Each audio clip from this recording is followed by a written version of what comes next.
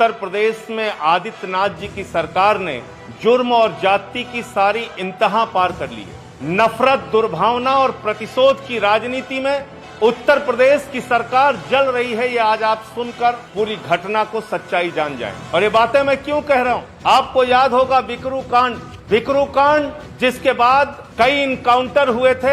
उसमें एक इनकाउंटर हुआ था अमर दुबे का। अमर दुबे के इनकाउंटर के बाद उसकी पत्नी जो नाबालिग थी खुशी दुबे, उसको गिरफ्तार किया गया। उसकी गिरफ्तारी के बाद जब मामले ने मीडिया में तूल पकड़ा तो खुद वहां के एसएसपी जो थे, तत्कालीन एसएसपी महोदय, उन्होंने बयान दिया कि खुशी दुबे निर्दोष है और उसको छोड़ दिया जाए। पिछले 10 महीने से खुशी दुबे जेल में यातनाएं झेल रही है, खून की उल्टियां कर रही है, 2 बार बीमार होकर अस्पताल में भर्ती हो चुकी है। उसके गरीब माँ बाप गिड़गिड़ा रहे हैं, उसकी हत्या की आशंका जता रहे हैं, लेकिन आज तक उस खुशी दुबे को रिहा नहीं किया गया। उसके विरुद्ध हत्या का मुकदमा दर्ज कर दिया गया, उसके विरुद्ध विस्फोटक अधिनियम का मुकदमा दर्ज कर दिया गया, उसके विरुद्ध 17 धाराओं में मुकदमा दर्ज कर दिया गया, लेकिन आज तक उसको रिहा नहीं किया गया। जिसके बारे में खुद एसएसपी का बयान था कि वो निर्दोष है, उसको रिहा किया जाएगा। और इतना ही नहीं, खुशी दुबे का मामला तो आप लोगों ने चर्चा में लाया, इसलिए लोगों को जानकारी हुई। आज 3 और मामलों की जानकारी मैं आपको दे रहा हूं इस पत्रकार वार्ता के माध्यम से। अमर दुबे की मां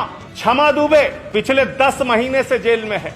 उसका क्या अपराध है पुलिस बताने के लिए तैयार नहीं। उसका क्या गुनाह है आदित्यनाथ जी की सरकार बताने को तैयार नहीं। क्षमा दुबे को 10 महीने से जेल में क्यों रखा गया है, ये न पुलिस बताने को तैयार, न प्रशासन बताने को तैयार, न सरकार बताने को तैयार। एक अभियुक्त है इसमें हीरू दुबे, उसकी मां शांति दुबे को भी जेल में रखा गया। शांति दुबे की गलती क्या, गुनाह क्या, अपराध क्या, जुल्म क्या, ये न आदित्यनाथ जी बताने को तैयार है, न उनकी सरकार और पुलिस बताने के लिए तैयार। और सबसे दर्दनाक मामला जो खुशी दुबे के बाद आप जानेंगे, एक नौकरानी काम करती थी विकास दुबे के घर में, रेखा अग्निहोत्री, उसके घर में काम करने वाली महिला, उसके 2.5 साल के बेटे को और 7 साल की बच्ची को रेखा अग्निहोत्री के साथ जेल में रखा गया। माननीय हाईकोर्ट के हस्तक्षेप के बाद बच्ची को तो मौसी के पास भेज दिया गया, लेकिन 2.5 साल का मासूम बेटा और रेखा अग्निहोत्री अभी जेल में है। और ये चारों महिलाएं जिनका नाम मैंने आपके सामने लिया,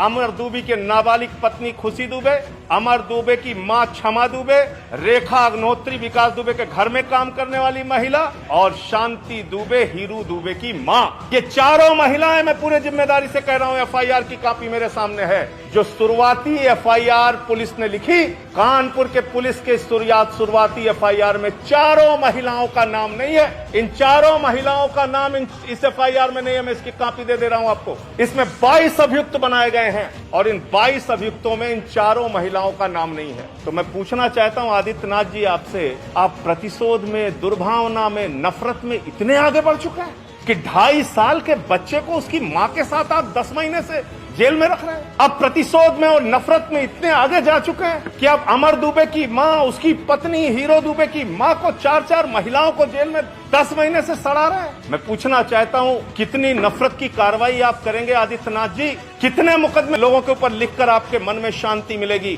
क्या आप उत्तर प्रदेश में यातनाओं का, हिटलर का गैस चैम्बर बनाना चाहते हैं? ऐसी स्थिति उत्तर प्रदेश में लाना चाहते हैं? इन महिलाओं का क्या अपराध है, क्या दोष है जो पहली एफआईआर में चारों महिलाओं का नाम नहीं? ऐसी 4 महिलाओं को आप पिछले 10 महीने से जेल में सड़ा रहे हैं। उन पे हत्या का मुकदमा लगा दिया, उन पे विस्फोटक अधिनियम लगा दिया, उन पे तमाम 17 धाराएं लगा दी। अरे इस उत्तर प्रदेश में कोई कानून का राज, कोई संविधान, कोई नियम कुछ बचा है या नहीं बचा है? और इसीलिए मैंने महामहिम राज्यपाल महोदया को यह पत्र लिखा है और उनसे मांग की है, महामहिम राज्यपाल महोदया, आप भी एक महिला हैं और आप एक महिला के दर्द को भली भांति जानती हैं। कृपा करके हस्तक्षेप कीजिए इस मामले में और इन चारों महिलाओं के पूरे प्रकरण को देखते हुए नियम कानून का पालन करवाइए। आप संविधान के रक्षक हैं, आप पालन करवाइए। उत्तर प्रदेश में इन महिलाओं को रिहा कराइए, उस मासूम 2.5 साल के बेटे को रिहा कराइए।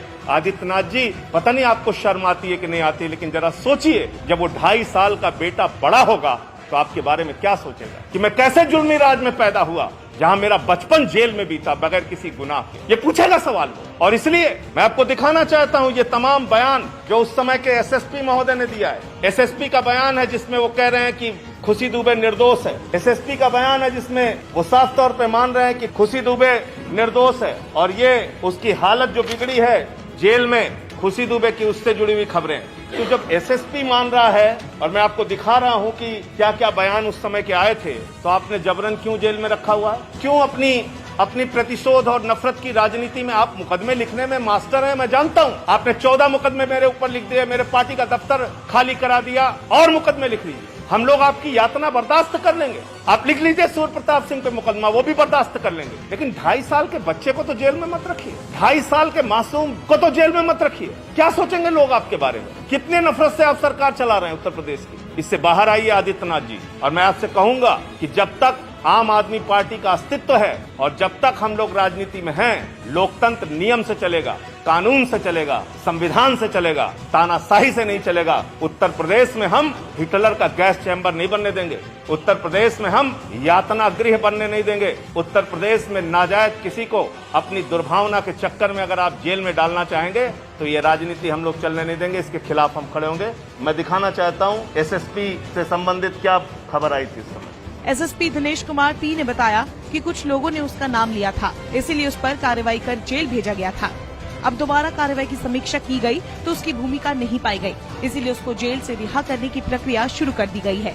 जल्द ही वो जेल से रिहा होगी, कोई भी निर्दोष जेल नहीं जाएगा। और एफआईआर की कॉपी मैंने दिखा दी कि एफआईआर में भी इन 4 महिलाओं का नाम नहीं है। ले लीजिए आप लोग एफआईआर। तो क्या उत्तर प्रदेश को जुर्म का टापू बनाना चाहते हैं आदित्यनाथ जी? ये मैं उनसे जानना चाहता हूँ। ये एफआईआर की कॉपी है और इसमें 22 लोगों के नाम हैं, और इन 22 लोगों के नाम में कहीं भी इन 4 महिलाओं का, जिनका नाम मैंने आपके सामने लिया, इनका कोई नाम इस एफआईआर में नहीं है। इसकी कॉपी मैं आपको दे दूँ।